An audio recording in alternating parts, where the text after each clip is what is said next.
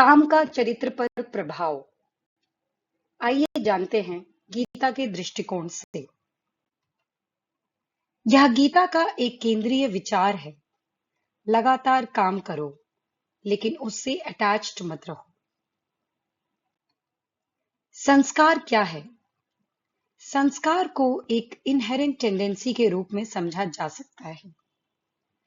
मन के लिए एक झील की उपमा का प्रयोग करते हुए, मन में उठने वाली प्रत्येक लहर, प्रत्येक तरंग जब शांत होती है तो पूरी तरह से समाप्त नहीं होती, बल्कि एक निशान छोड़ जाती है और उस तरंग के फिर से उठने की संभावना रहती है।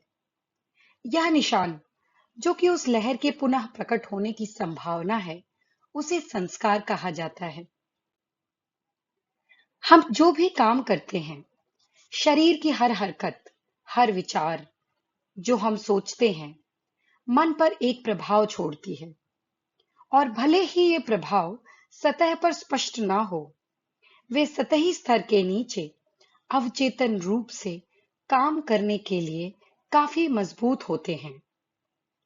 हम हर क्षण जो हैं, वह इन प्रभावों के योगफल से निर्धारित होता है। जो मैं इस क्षण हूं, वह मेरे पिछले जीवन के सभी प्रभावों के योगफल का परिणाम है। यही वास्तव में चरित्र का अर्थ है। हर व्यक्ति का चरित्र इन प्रभावों के योगफल द्वारा निर्धारित होता है।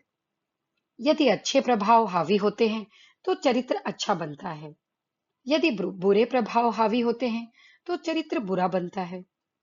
यदि कोई व्यक्ति लगातार बुरी बातें सुनता है, बुरे विचार सोचता है, बुरे कर्म करता है, तो उसका मन बुरे प्रभावों से भर जाएगा और ये बिना उसकी जानकारी के उसके विचारों और कार्यों को प्रभावित करेंगे।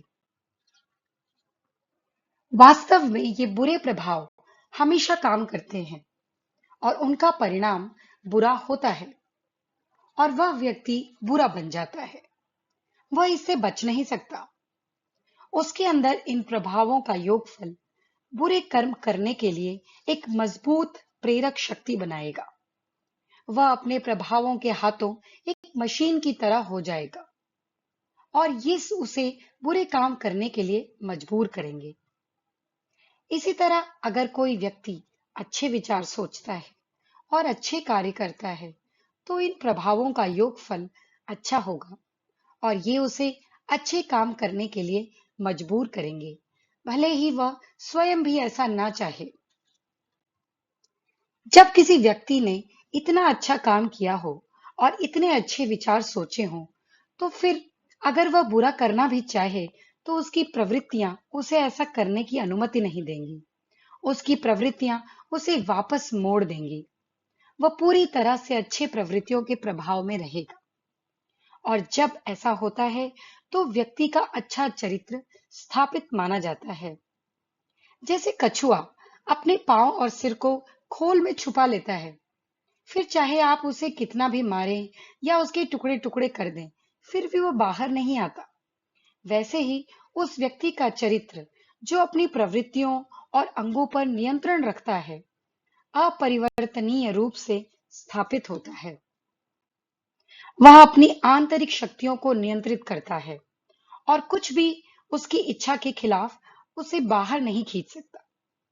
अच्छे विचारों की इस लगातार परावृत्ति मन की सतह पर अच्छे प्रभावों के चलते अच्छे करने की प्रवृत्ति मजबूत होती है और परिणाम स्वरूप हम इंद्रियों यानी कि सेंस ऑर्गन को नियंत्रित करने में सक्षम महसूस करते हैं।